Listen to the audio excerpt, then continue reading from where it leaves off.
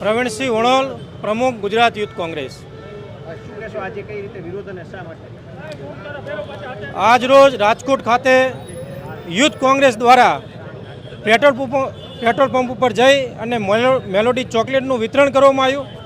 Melody ચોકલેટનું વિતરણ એટલા માટે કરવામાં આવ્યું કે દિન પ્રતિદિન જે રીતે દિવસે ને દિવસે પેટ્રોલ ડીઝલના ભાવ વધી રહ્યા છે, સાથે જ નીટ જેવી ગંભીર પરીક્ષાઓ હોય એના પેપર ફૂટી અને પરીક્ષા રદ કરવામાં આવે છે, ત્યારે 22 લાખથી વધારે વિદ્યાર્થીઓના ભવિષ્ય સાથે ચેડા કર્યા છે।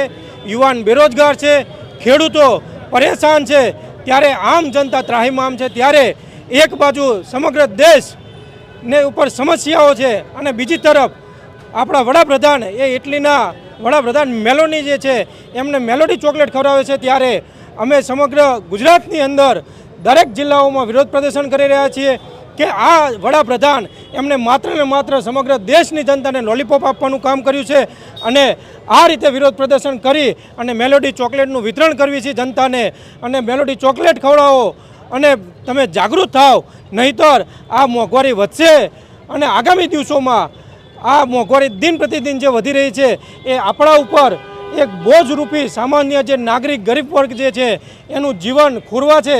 એના વિરોધમાં સમગ્ર ગુજરાતમાં યુથ કોંગ્રેસ દ્વારા એક વિરોધ પ્રદર્શન કરવામાં આવ્યું છે અને આગામી દિવસોમાં જ્યાં સુધી જે નીટની પરીક્ષા રદ થઈ છે એના શિક્ષણ મંત્રી જે છે ધર્મેન્દ્ર પ્રધાન એ રાજીનામું નહીં આપે ત્યાં સુધી અમારું આ વિરોધ પ્રદર્શન ચાલુ રહેશે।